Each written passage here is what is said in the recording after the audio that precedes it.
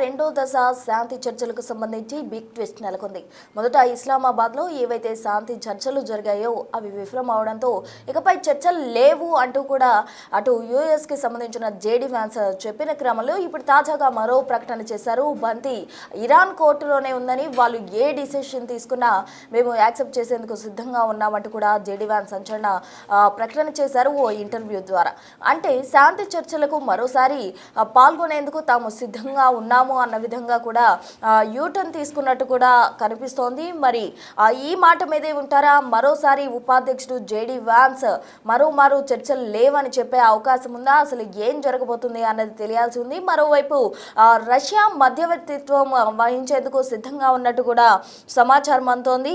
ఇప్పటికే రష్యా ముందుకు వచ్చింది ఇంటర్ఫేర్ అయ్యేందుకు గాను మధ్యవర్తిత్వంపై తాము సిద్ధమని ప్రకటన చేశారు. ఇరాన్ విదేశాంగ మంత్రి అగార్జీతో రష్యా మాట్లాడడం జరిగింది. రష్యాకు సంబంధించిన విదేశాంగ మంత్రి సెర్గీ మాట్లాడారు. ఉద్రిక్తతలు పెంచకుండా చర్యలు తీసుకోవాలంటూ కూడా పిలుపునిచ్చిన సిచ్యువేషన్. ఇక చర్చల ముగింపు కోసం రష్యా దౌత్య ప్రయత్నాలు స్వాగతిస్తున్నట్టు కూడా ప్రకటన చేసిన పరిస్థితి. మరి ఈ ఏదైతే దౌత్య ప్రయత్నాలు ఉన్నాయో అవి ఫలిస్తాయా, లేకపోతే మరో ఏదైతే పాకిస్తాన్ ఇంటర్ఫిరెన్స్ తోటి ఇస్లామాబాద్లో చర్చలు జరిగాయి అవి విఫలమయ్యాయి, అక్కడ ఇరాన్ది తప్పు అన్నారు, మరోవైపు జేడీ వ్యాన్సే మాట మార్చారు అని చెప్పుకున్నారు. ఇదే విధంగా మరోసారి దౌత్య ప్రయత్నాలు విఫలమవుతాయా, లేకపోతే రష్యా ఇంటర్ఫిరెన్స్ తో ఏదైతే దౌత్య ప్రయత్నాలు సాగుతున్నాయో అవి సక్సెస్ అవుతాయా? జేడీ వ్యాన్స్ యూటర్న్ తీసుకున్న నేపథ్యంలో అటు ఇరాన్ ఏ విధంగా స్పందిస్తోంది? బంతి ఇప్పటికే ఇరాన్ కోర్టులోనే ఉన్నట్టు కూడా జేడీ వ్యాన్స్ స్పష్టం చేసిన క్రమంలో ఇరాన్ స్వాగతిస్తుందా, లేకపోతే ఈ ఇంటర్ఫిరెన్స్ కారణంగా ఎటువంటి ఫలితాలు రాబోతున్నాయి, సత్ఫలితాలు వస్తాయా, లేకపోతే విఫలమైన క్రమంలో ఎటువంటి పరిణామాలు ఉండబోతున్నాయి అనేది చూడాలి. మొత్తంగా పశ్చిమాసియాలో ఇప్పుడు మాత్రం ఉద్రిక్తంగానే సిచ్యువేషన్ ఉంది. అటు క్రూడ్ ఆయిల్ ధరలు మరోసారి భారీగా పెరిగే అవకాశాలు అయితే లేకపోలేదు. ఎందుకంటే మొన్న ఏదైతే 2 వారాల గడువు పొడిగిస్తున్నట్టు ట్రంప్ ప్రకటన చేశారో ఆ నేపథ్యంలో క్రూడ్ ఆయిల్ ధరలు బ్యారెల్ ధర భారీగా పడిపోయిన సిచ్యువేషన్. కానీ ఇప్పుడు ఏదైతే ఉద్రిక్త పరిస్థితులు కొనసాగే అవకాశాలు కనిపిస్తున్నాయో అటు ఇరాన్ కావచ్చు, అమెరికా కావచ్చు, పాకిస్తాన్ ఇస్లామాబాద్లో చర్చలు విఫలమైన నేపథ్యంలో మరోమారు క్రూడ్ ఆయిల్ ధరలు పెరిగే అవకాశం ఉంది. ద్రవ్యోల్బణం ఎక్కువగా కూడా నెలకొనే అవకాశం ఉంది. ప్రపంచ దేశాలన్నీ కూడా ఇందుకు ఎఫెక్ట్ అయిపోతున్నాయి. ఈ నేపథ్యంలోనే రష్యా ముందుకు వచ్చింది మధ్యవర్తిత్వం వహించేందుకు గాను. రష్యా ఇంటర్ఫిరెన్స్ తో మరి ట్రంప్ దిగొస్తారా? ఇరాన్ ముందుకొచ్చి దౌత్య ప్రయత్నాలు స్వాగతిస్తుందా? ఎలా ఉండబోతుంది? ఏం జరుగుతోంది? పరిణామాలు ఎలా ఉండబోతున్నాయి అనే దానికి సంబంధించి తాజా అప్డేట్స్ అందించేందుకు మా ప్రతినిధి శివ ఢిల్లీ నుంచి సిద్ధంగా ఉన్నారు. శివ, చెప్పండి, మొన్న పాకిస్తాన్ మధ్యవర్తిత్వం వహించేందుకు గాను ముందుకొచ్చింది. ఇస్లామాబాద్ వేదికగా మొదటి దశ శాంతి చర్చలు జరిగాయి, అవి విఫలమయ్యాయి. అయితే అప్పుడు ఎటువంటి చర్చలు ఉండబోవంటూ కూడా ఉపాధ్యక్షుడు జేడీ వ్యాన్స్ చెప్పారు, అమెరికా ఉపాధ్యక్షుడు. అయితే ఇప్పుడు ప్రెసెంట్ మరో బంతి ఇరాన్ కోర్టులోనే ఉందన్నారు. ఆ వ్యాఖ్యలు ఏ విధంగా చూడాలి? మరోవైపు రష్యా మధ్యవర్తిత్వం ఎంతవరకు ఫలితం అంటే సత్ఫలితాన్ని ఇస్తుందంటారు?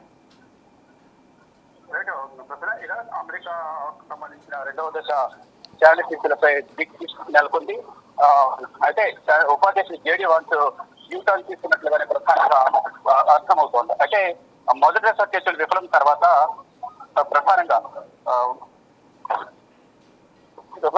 ఇక ఢిల్లీ లెవెల్ కూడా జేడీ వ్యాన్స్ స్పష్టం చేస్తున్న నేపథ్యంలో ఇక తాజాగా ఇరాన్తో చర్చలకు తలుపులు ఇంకా తెరిచే ఉన్నాయంటూ కూడా మరోసారి వ్యాఖ్య చేశారు. అదే చర్చలపై బంతి ఏదైతే ఇరాన్ కోర్టులో ఉన్నట్టు కూడా వారే నిర్ణయిస్తారు కూడా ఒక ఇంటర్వ్యూలో వెల్లడించారు. మరోవైపు శాంతి చర్చలో మధ్యవర్తిత్వానికి రష్యా కూడా ముందుకు వచ్చింది. మధ్యవర్తిత్వంపై తాము సిద్ధమంటూ కూడా ఒక ప్రకటన విడుదల చేసింది. అంటే మొదటి దశ చర్చలకు పాకిస్తాన్ వేదికగా చర్చలు జరిగితే ఇప్పుడు రష్యా తదుపరి చర్చలకు మేము సిద్ధంగా ఉన్నామంటూ కూడా వారు కూడా ఒక ప్రకటన విడుదల చేశారు. ఇక ఈ రష్యా విదేశాంగ మంత్రి సెర్గీ కూడా ఈ ఇరాన్ విదేశాంగ మంత్రి అరాగ్జీతో మాట్లాడినట్టు తెలుస్తుంది. ఉద్రిక్తతో పెంచకుండా చర్యలు తీసుకోవాలంటూ కూడా ఒక పిలుపునిచ్చారు. ఇక చర్చల ముగింపు కోసం రష్యా దౌత్య ప్రయత్నాలను స్వాగతిస్తున్నామంటూ కూడా ఇరాన్ విదేశాంగ మంత్రి ఒక ప్రకటన విడుదల చేశారు. మొత్తంగా చూసుకుంటే ఇస్లామాబాద్ వేదికగా అమెరికా ఇరాన్ మధ్య నెలకొన్న చర్చలు విఫలమయ్యాయో దాని తర్వాత పరిణామాలు మనం ప్రజెంట్ చూస్తున్నాం. ఈ అనుభవ జలసంధికి సంబంధించి దిగ్బంధిస్తామని ఒక ప్రకటన విడుదల చేశారు. దానికి అనుగుణంగానే అక్కడ దిగ్బంధన కార్యక్రమాన్ని అమెరికా ప్రారంభించింది. ఈ హర్మోజ్ వద్ద ఉద్రిక్తపరిచిన అనుకున్న నేపథ్యంలో మళ్ళీ యుద్ధం వస్తుండటంతో ప్రపంచ దేశాలను కూడా తీవ్ర ఆందోళన వ్యక్తం చేసిన పరిస్థితి కనిపిస్తుంది. ప్రజెంట్ రష్యా మళ్ళా తెర మీదకి వచ్చి ఈ శాంతి చర్చలకు మేము సిద్ధంగా ఉన్నాము, అధ్యక్షత వహించడానికి అనేది ప్రకటన విడుదల చేసే నేపథ్యంలో ఏం జరగబోతుంది భవిష్యత్తులో కూడా చూడాల్సి ఉంది.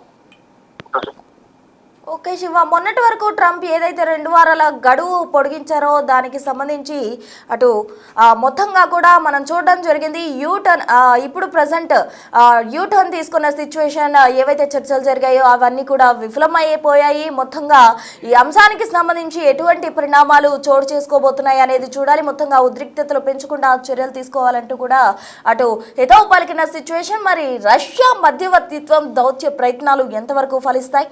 సఫలమవుతాయా లేకపోతే విఫలమవుతాయా?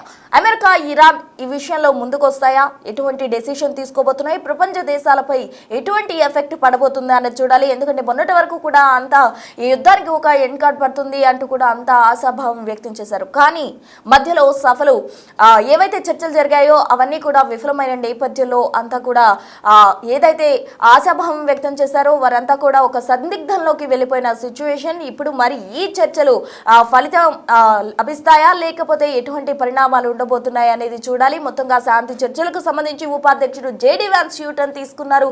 ఓ ఇంటర్వ్యూలో ఆయన చెప్పడం జరిగింది, ఇంకా బంతి ఇరాన్ కోర్టులోనే ఉంది, వారి డెసిషన్ మీదనే ఆధారపడి ఉంది, మేము చర్చలకు డోర్స్ ఎప్పుడు తెరుస్తున్నాయి అన్న విధంగా జేడీ వ్యాన్స్ చెప్తున్నారు. మరి ఏదైతే దౌత్య ప్రయత్నాలు చేస్తుందో రష్యా, అది ఎంతవరకు ముందుకు వెళ్తుంది, దౌత్య ప్రయత్నాలు ఎంతవరకు సక్సెస్ అవుతాయి? ఎందుకంటే మొన్న పాకిస్తాన్లో ఏదైతే చర్చలు జరిగాయో దానికి సంబంధించి జేడీ వ్యాన్స్ చెప్పడం జరిగింది, ఇక నుంచి చర్చలు ఉండబో అంటూ కూడా ఆయన తేల్చి చెప్పేసిన పరిస్థితి. కానీ మరోసారి ఒక ఇంటర్వ్యూలో చర్చలకు తాము సిద్ధంగా ఉన్నట్టు కూడా చెప్పకనే చెప్పారు జేడీ వ్యాన్స్. సో రష్యా దౌత్య ప్రయత్నాలు చేస్తూ ఉంది. మరోవైపు ఏదైతే ఉద్రిక్త పరిస్థితులు ఉన్నాయో అవి ప్రపంచ దేశాలపై ఎఫెక్ట్ చూపే అవకాశం ఉన్న నేపథ్యంలో రష్యా ముందుకొచ్చింది. మధ్యవర్తిత్వం వహించేందుకు రష్యా ముందుకొచ్చిన క్రమంలో ఇరాన్, అమెరికా దీన్ని స్వాగతిస్తాయా లేకపోతే ఎటువంటి డెసిషన్ తీసుకుంటాయి? పరిణామాలు ఎలా ఉండబోతున్నాయి? అటు హర్ముజ్ జలసంధి దగ్గర ఇప్పటికే అన్ని బలగాలను కూడా అమెరికా మోహరించింది. ఇటు గల్ఫ్ కంట్రీస్ లో ఏవైతే అమెరికాకు చెందిన ఉన్నాయో వాటిపై అటాక్ చేసేందుకు ఇరాన్ సిద్ధంగా ఉంది. రెండు దేశాలు కూడా నువ్వా నేనా అన్న విధంగా దాడులు చేసేందుకు సిద్ధంగా ఉన్నాయి. యుద్ధానికి సిద్ధం అంటూ సై అంటూ కాలు దూవుతున్న సిచ్యువేషన్ ఉన్న క్రమంలో మరి రష్యా మధ్యవర్తిత్వం ఎంతవరకు వారిద్దరిని అదుపు చేస్తోంది? రెండు స్వాగతిస్తాయా? ఎలా ఉండబోతుంది అన్నది వేచి చూడాలి.